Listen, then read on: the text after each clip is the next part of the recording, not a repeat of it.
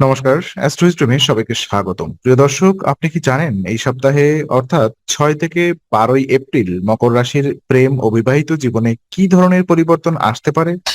এই সময়টা সম্পর্কের জন্য গুরুত্বপূর্ণ এবং মানসিকভাবে আপনাকে কিছু চ্যালেঞ্জের মুখোমুখি হতে হবে। তবে সঠিক দৃষ্টিভঙ্গি এবং ধৈর্য রাখলে প্রেম ও দাম্পত্য জীবনে আরো মজবুত এবং স্থিতিশীল হবে।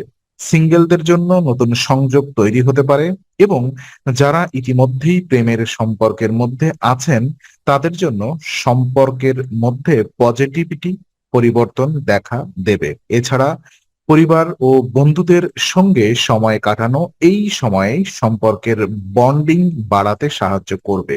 তবে মানসিক ভারসাম্য বজায় রাখা এবং অতিরিক্ত আবেগ দেখানো এড়ানো গুরুত্বপূর্ণ। তো চলুন বিস্তারিতভাবে প্রতিটি দিক বিশ্লেষণ করি। প্রথমত আমরা কথা বলবো সিঙ্গেলদের প্রেম জীবন নিয়ে। তো সিঙ্গেল মকর রাশির জন্য এই সপ্তাহটি সম্পর্কের নতুন সম্ভাবনার দিকে নিয়ে যেতে পারে। প্রথমেই বলা যায় নতুন কারোর সঙ্গে পরিচয়ের সম্ভাবনা রয়েছে, যা একেবারেই অনুকূল পরিস্থিতি সৃষ্টি করতে পারে। বন্ধুত্ব থেকে প্রেমে রূপান্তরের ইঙ্গিত স্পষ্ট দেখা যাচ্ছে। এটি মূলত সামাজিক যোগাযোগ এবং বন্ধুদের মাধ্যমে হতে পারে। তাই এই সময় বন্ধুদের সঙ্গে সময় কাটানো বা সামাজিক অনুষ্ঠানে অংশগ্রহণ করা নতুন সম্পর্ক গড়ে তোলার জন্য গুরুত্বপূর্ণ। কিন্তু এই সপ্তাহে অতিরিক্ত আবেগ দেখানো বা খুব দ্রুত প্রেমের প্রতি মনোযোগী হওয়া থেকে বিরত থাকা ভালো। স্বাভাবিক আচরণ এবং মনোভাব বজায় রাখলে আপনার আকর্ষণ অন্যদের কাছে বাড়বে। আপনার প্রফুল্ল ব্যক্তিত্ব এবং হাস্যরসের কারণে মানুষ সহজেই আপনার সঙ্গে যুক্ত হতে চায়। নতুন পরিচিতির ক্ষেত্রে সতর্ক থাকা জরুরি, যেন দ্রুত বিশ্বাস স্থাপন না করা হয় এবং সম্পর্কটি স্বাভাবিক গতিতে এগোতে পারে। তাছাড়া এই সপ্তাহে আপনার সামাজিক নেটওয়ার্কের মাধ্যমে নতুন সংযোগ তৈরি হতে পারে। বন্ধুদের মাধ্যমে আসা এই নতুন মানুষ আপনার ব্যক্তিত্বের সাথে মানিয়ে নিতে সহজ হবে। সামান্য ধৈর্য এবং মনোযোগী আচরণ বজায় রেখে এই পরিচয় ভবিষ্যতে প্রেমে পরিণত হতে পারে। অর্থাৎ সিঙ্গেলদের জন্য সপ্তাহটি নতুন সম্ভাবনা সপ্তাহ, যা সঠিকভাবে ব্যবহার করলে প্রেমিক প্রেমিকার সঙ্গে মজবুত সম্পর্ক তৈরি হবে। আর যারা এক্সিস্টিং রিলেশনশিপ বিলং করছেন অর্থাৎ প্রেম জীবনে রয়েছেন, তাদের ক্ষেত্রে এই সপ্তাহটি বেশ ইতিবাচক। সম্পর্কের মধ্যে পজিটিভ পরিবর্তন আসতে শুরু করেছে। বিশেষ করে সঙ্গীর সঙ্গে একসাথে সময় কাটানোর সুযোগ বাড়ছে। এই সময় ছোট ছোট যাত্রা বা ঘুরতে যাওয়া সম্পর্ককে আরো গভীর করবে এবং দুজনের মধ্যে বোঝাপড়া বাড়াবে। তবে খরচের বিষয় নিয়ে কিছু হালকা ভুল বোঝাবুঝি হতে পারে। এতে খুব বেশি মানসিক চাপ না নেওয়াই ভালো। সামান্য ধৈর্য এবং সংযম রাখলে এইসব সমস্যা সহজেই সমাধান করা যায়। সম্পর্কের মধ্যে অতিরিক্ত স্যাক্রিফাইস বা নিজেদের প্রয়োজনীয়তাকে উপেক্ষা করা থেকে বিরত থাকা গুরুত্বপূর্ণ। এটি সম্পর্ককে স্থিতিশীল রাখতে সাহায্য করবে। এই সময় আপনার সঙ্গীর সঙ্গে খোলামেলা আলোচনা করা উচিত। যেকোনো অসুবিধা বা অনিশ্চয়তা সরাসরি কথা বলে সমাধান করা ভালো। এতে ভুল বোঝাবুঝি কমে এবং সম্পর্ক আরো মজবুত হয়। এছাড়াও আপনার প্রফুল্ল মনোভাব এবং হাস্যরস সম্পর্কের মধ্যে ইতিবাচক শক্তি যোগ করবে। সম্পর্কের ক্ষেত্রে এই সপ্তাহে ব্যালেন্স বজায় রাখার প্রচেষ্টা সফল হবে এবং দুজনের মধ্যে বোঝাপড়া আরো শক্তিশালী হবে।